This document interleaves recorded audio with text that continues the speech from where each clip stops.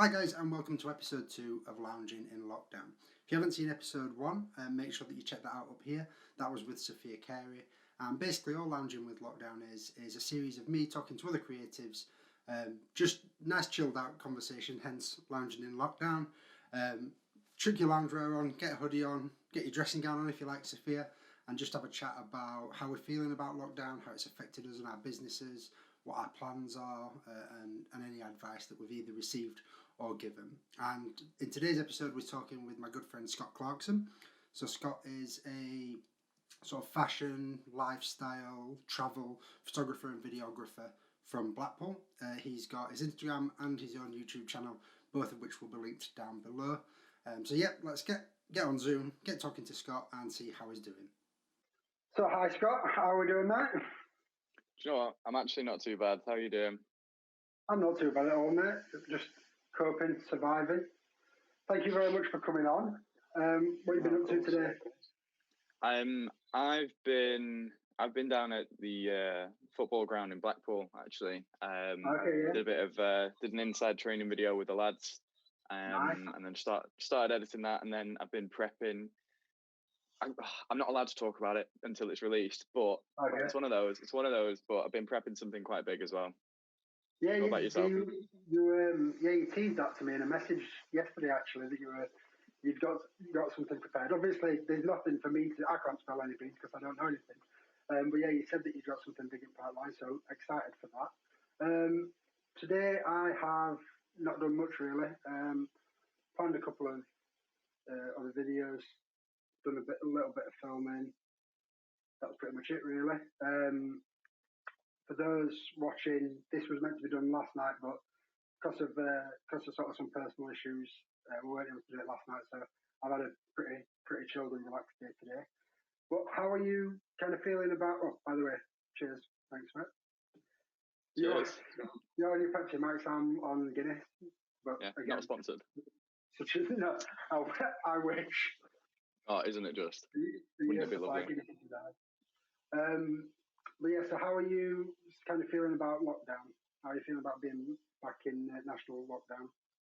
Personally, obviously I know it's needed. There's a lot of things going on that have to be controlled, and without talking politics, it's one of those things that we've just got to get through, grind our teeth, bear it, once again. But this time around, I've actually been really good. I've been incredibly lucky because the first one hurt me.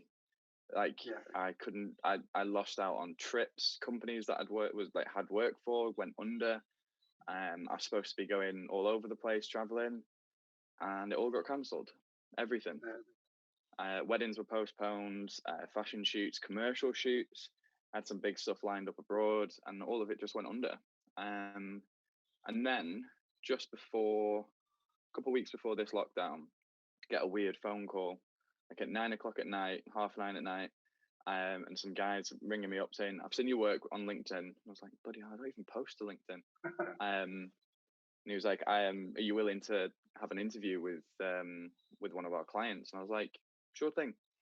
Couldn't tell me who it was until I was in the meeting. And then the next day, I go out, I do a fashion shoot with this girl that's quite local to me. We were supposed to do some brand work and it fell through. So we were like, I'll just update your portfolio. We'll do it for free. No sweat. Just be nice to get active again. Yeah. And I'm in the car on my iPad afterwards on this Zoom call, just thinking it'll be a bit of a joke. It's not going to be serious. Yeah. The CEO of Blackpool Football Club answers the phone. Jeez. And I was just like, yeah, a little bit, just a little bit. And then after that phone call, he said, essentially, long story short, I've now got a 6-month contract with Blackpool Football Club, working on something pretty huge. That's brilliant. So this lockdown's not hurt as much because I've got that. But I can quite imagine that probably like yourself, you're feeling it.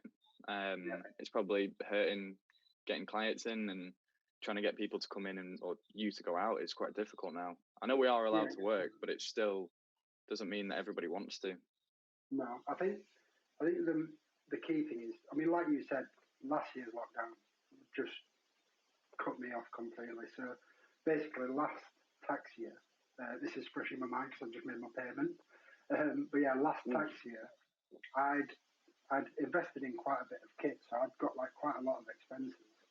But then I was going to basically wipe out a lot of that by, I'd got the last 2 weeks of March, I'd got about 3.5 grand worth of work booked in, and all gone.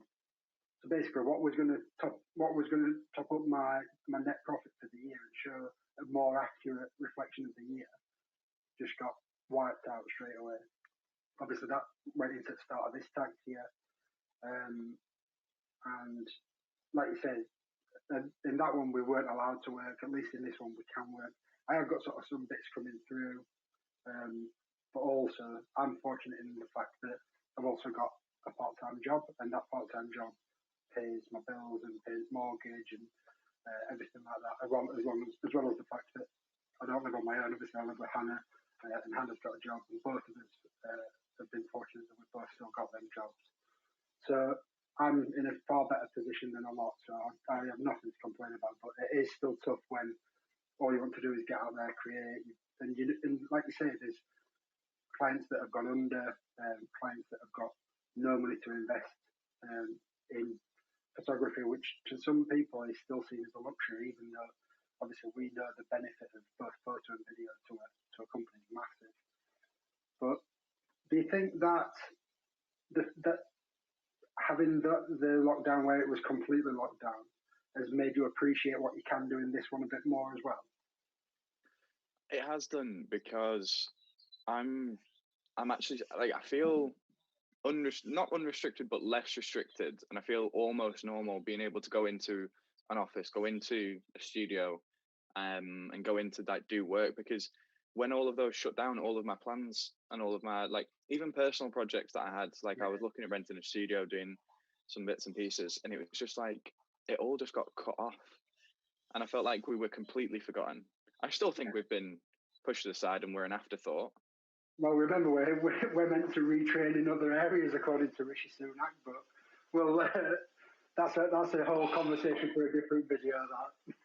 That let's not go there. There's a lot of tongue biting going on right now on both sides of this Zoom call. Let's keep it PG. All right. Yeah.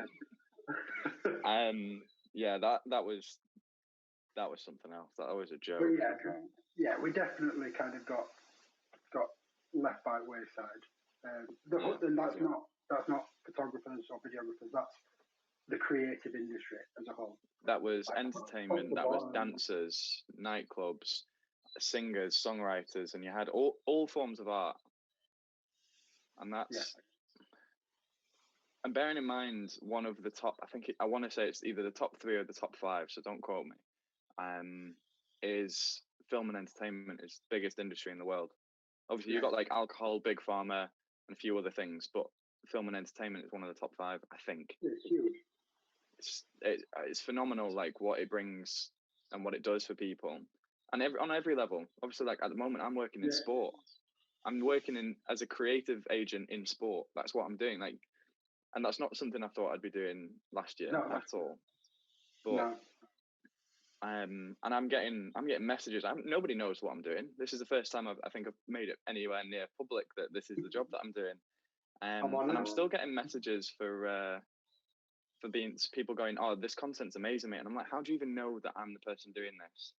And I'm seeing comments on YouTube, I'm seeing comments on Twitter, and like thousands of people are like really being brought together in some small way by the things that I'm creating. And I'm just like, that's why I do it. Absolutely.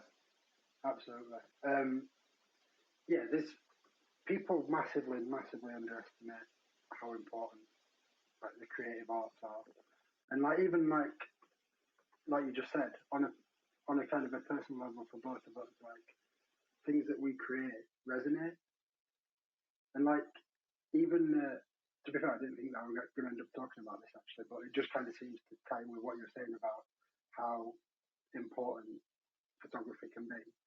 Like during the first lockdown, obviously you can't go into people's houses and stuff like that and family members. So what I did was I basically went round my immediate family and photographed them on the doorsteps. So completely social distance, but basically just took photos of them on the doorsteps. And originally it was because I've got 2 young nephews, and they were keeping like a scrapbook of lockdown because they were getting homeschooled. It was completely different. They're 3 and 5. And I thought, I'll get some pictures of the family so they can put them in that scrapbook and they can look back on what their granddad looked like unshaved and stuff like you know, and just some little things like that. And a couple of the photos that I took were of my granddad, who, as you know, Scott, passed away last night. And those photos now will mean more to me than any other photo that I've ever taken. And people massively underestimate how important that is. If you take most people, if you ask them what their most sentimental thing is, it'll probably be a picture. And that's what it can mean. That's in a very personal way. But then even like you say, if you're creating content for a football club, the amount of people that will impact in an area is huge. And if you create something that they enjoy and that they will all come together on, that's the power that you've got as a creator. And there's not many industries that can say that.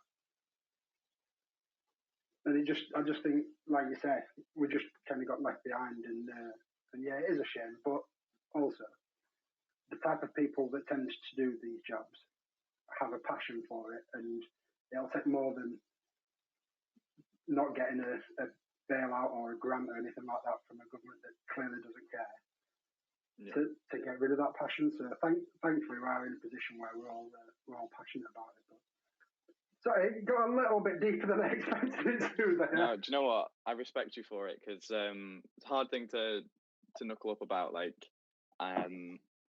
no point like trying to be a man and be like whatever and all of that sort of toxic masculinity traits. Like, there's no point. But I'm also not gonna sit here and be like, pour your heart out to me, mate. So no, we'll do that off camera.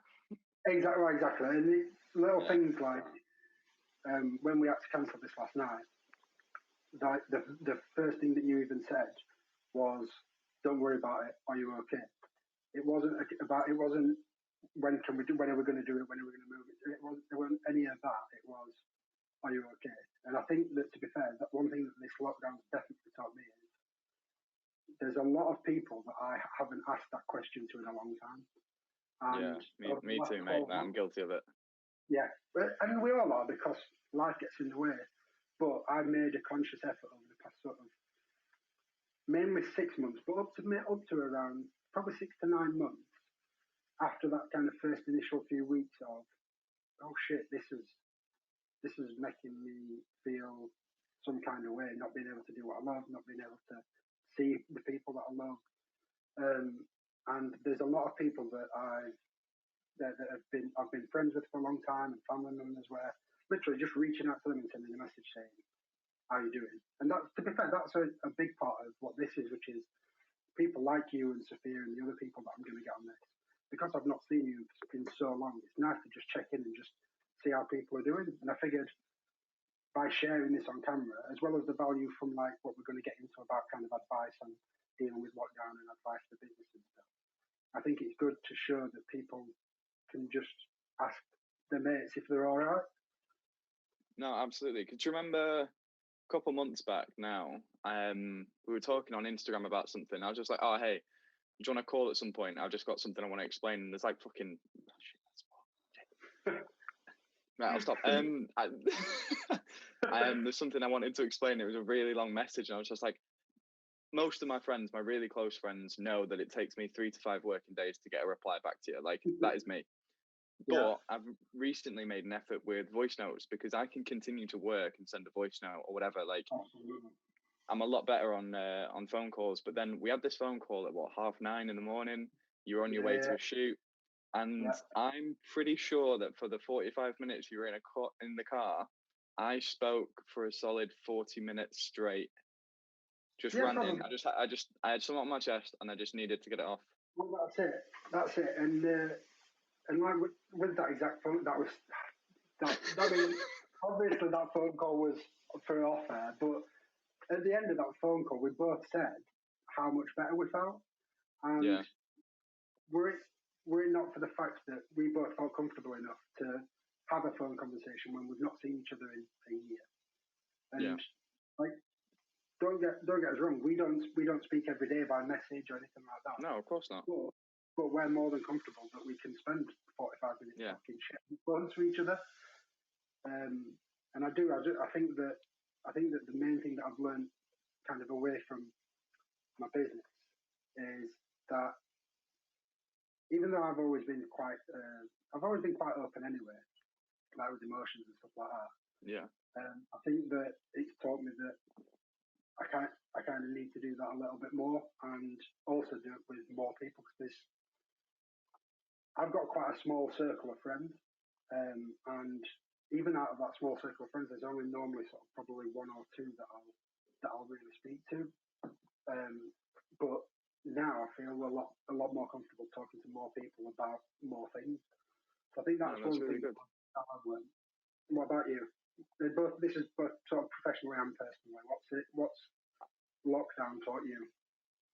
Personally, probably very, very similar sort of vibe there, because I am making a conscious effort to talk to my friends more, and I'm making a conscious effort to be a little bit more open with the people around me, because it's not about, like, you're not burdening anyone with what you're feeling, but you're like a load shared is a load that's a lot lighter. So it's just like when you're working with a crew instead of just doing a solo shoot. How much less pressure do you feel?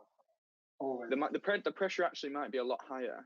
There might be a lot more at stake, but because you've got 10 people all around you, you all fall back on each other. You all have each other's back, and you all know what's going to go on and what's going to happen, and you just feel better.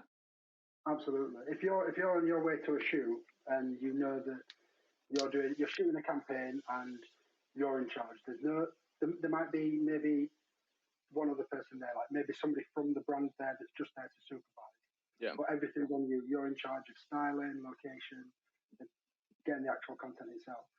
You're going to be much more kind of not necessarily nervous, but not necessarily anxious, but still nervous on the way there, rather than thinking, right, I'm off to this shoot. There's me, there's the stylist, there's another photographer, there's a videographer.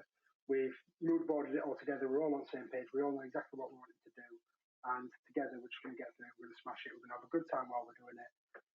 You're going to feel so much more relaxed and calm and excited, rather than having, like I say, them nerves. Yeah. No, I completely agree with that. What about your actual business itself? What have you learned about sort of necessarily about how it was prior to lockdown, or how it's going to be moving forward? Old saying, but it still stands. Don't put all your eggs in one basket. If you are reliant on a particular thing, a particular company specifically, luckily I wasn't actually reliant on anything or anyone, and I'd worked quite a lot the past 6 months before and year leading up to the lockdown, that I could ride through lockdown and still be okay. Like, I still came out, wasn't on top, I wasn't super rich, but I was coasting through. I was doing some remote editing jobs, and I was all right. But I had to adapt. I had to learn anything new, but I had to adapt my skill set to apply it to something that I was still able to do whilst in my bedroom.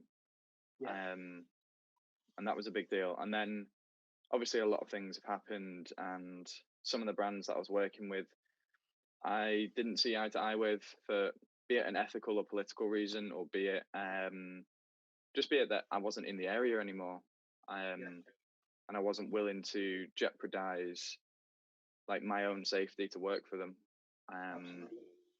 So I adapted. I've changed the way I worked and who I'm working with, and now I've got the biggest contract I've ever signed. So, and it's just about taking what you've got, and you get handed a shit deal, mate. You've got a really bad hand, and it's not about the cards you were played. It genuinely is about how you play them. And I know it's so cliche, and every influencer has put this as their like caption when they're in Dubai, like, it's not about the hand you were dealt, it's how you deal them back. Like, that's been put out. I've seen it too many times, but it is actually true, and it resonates. That's the thing with cliches. The thing with cliches is they do all tend to be true. That might be said in such a bullshit way, but they do all tend to. And yeah, I know people that are just wedding photographers. Like what do you do? Have you done a COVID wedding? I've done two. I did one in December, and one last July. I think it was July or August. Both of them. The December one was in tier two. It was in Huddersfield. I think it was in tier 2 or 3. Either way, that was the limit of 15. The one back in July was the limit of 30. The one in December only had 11 guests, and the one in July had 26, I think.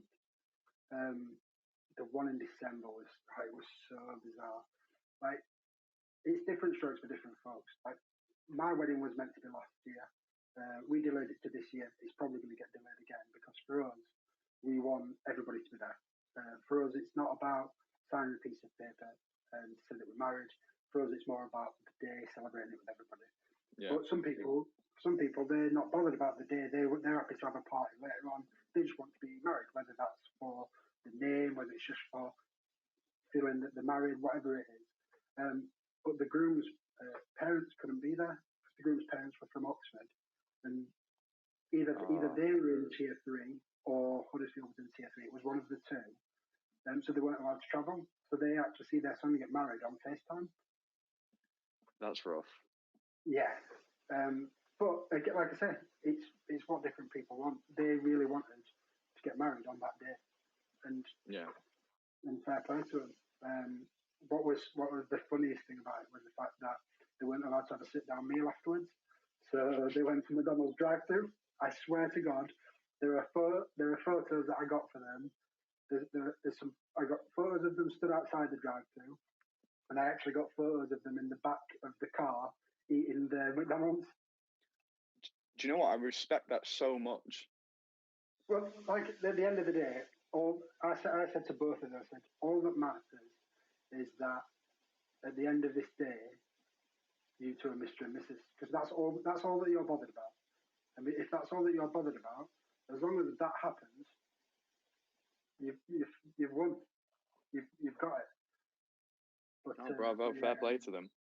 Yeah, but then I've had 9 weddings last year that were delayed or cancelled. Some for the beginning of this year that were originally for the beginning of this year that have been delayed or cancelled. Some that were delayed from last year to this year that have been put back again. I've actually got more weddings for 2022 than 2021. But to be fair, given the last 2 months, it's probably a good thing. Yeah. I mean, once it's all in the clear, you'll be a lot happier for it. And if you've survived now, just think about how well you'll do then. Exactly. Yeah, I'm going to have a very busy summer next year, I think. But I'm not going to be complaining about that. I'm over the moon about that. But again, like you say, multiple streams of income are an absolute must. An absolute must. And like you say, adapting. Like I've been doing, I mentioned this on the first episode with Sophia. I've been doing content for like LinkedIn content for companies. So going around and getting photos and video in offices and stuff. And that's something that prior to last year, I'd never ever even considered as being kind of an income stream. But it is. They're at work anyway. And they're needing content.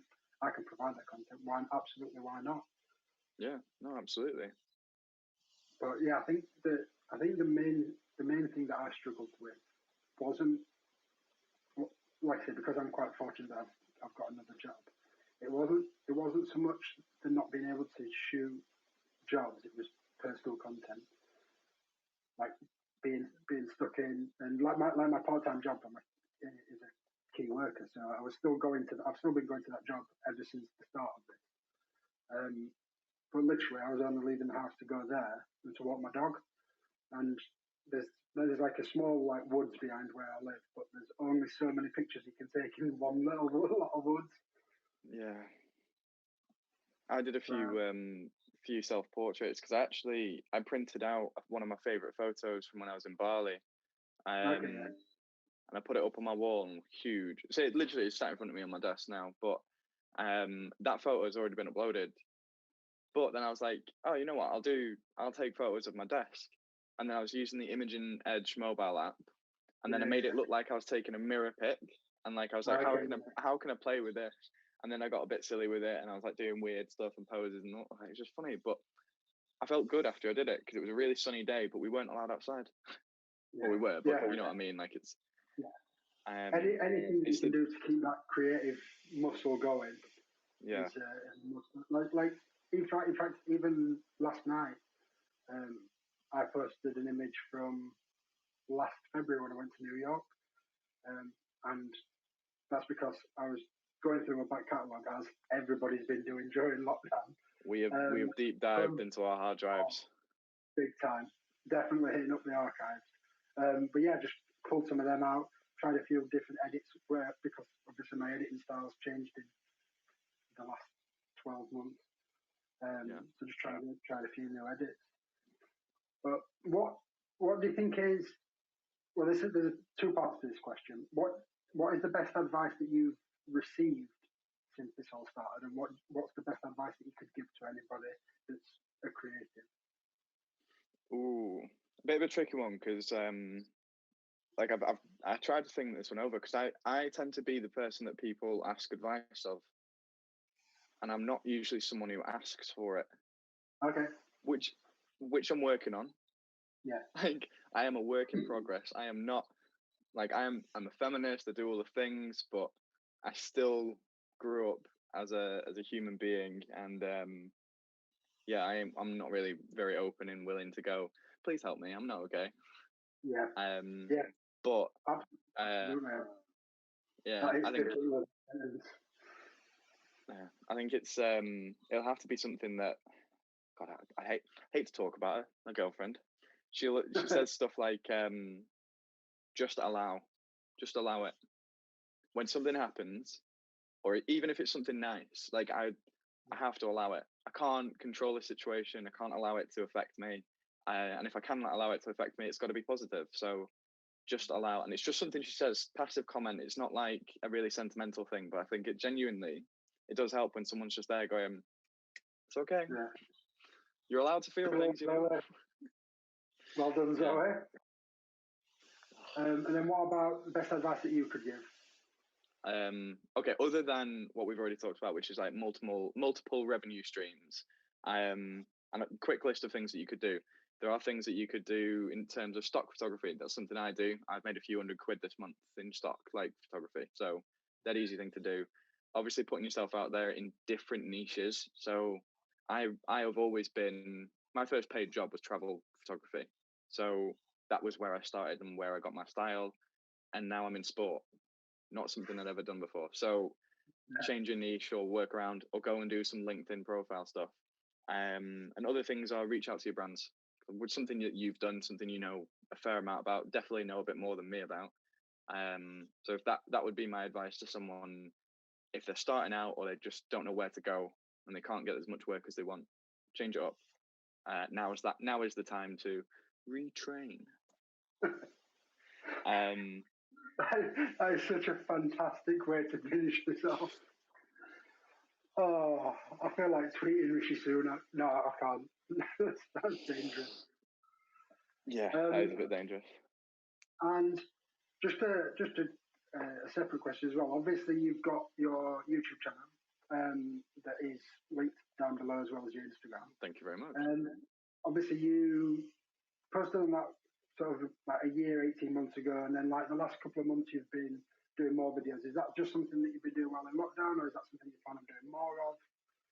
So I was working at a summer camp in America, and that's what I started the YouTube channel with. I did the staff film. I did some like just random funny clips, some like really crap, really absolutely awful, terrible stuff, mate. And I'm sure you're laughing because you know what I'm on about. And And there's even me wearing a We've all snapback in been one of there. those videos. We've all been there, mate. Oh yeah, but I was there a little too long. But those trips, and you can see how terrible my video is. Those trips were one of them was paid for by Camp America and Intrepid. I was doing that was when I was working as a photographer, uploading to their Instagram accounts, in exchange for this trip. Best job I've ever done. I've never done anything like it since. But from there, I was like, do you know what? I'll take it a bit more seriously. And all I was doing was practicing video editing. And I didn't have a video portfolio for quite a while. And I got work because of my YouTube channel. Right. That's a whole other story, but I've genuinely it was my Bali travel video that I made. I sent that to a couple companies. Bali in 3 minutes or something. Yeah, Bali in 3 minutes. I sent that to a couple companies. They brought me in, and I think I did one video.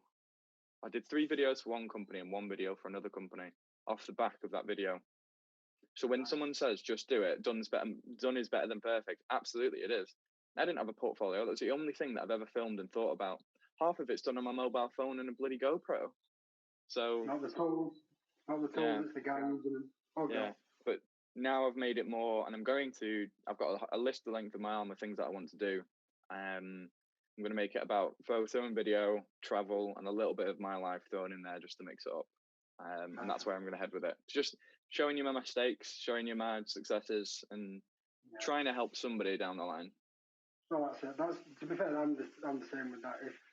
If one of my videos are for one person, it's worth it. Oh, absolutely. Well, thank you very much for joining. Really appreciate it. We got pretty deep, that, but yeah, hopefully people have enjoyed it. Everybody watching, make sure that you check out Scott's Instagram and YouTube. Like I said, they're both linked down below. If you haven't seen it already, episode 1 with Sophia is up in, I think, this corner, depending on whether it's mirrored or not. I think it's this corner. And other than that, thank you again to Scott. Thanks, guys, for watching. Subscribe if you haven't already.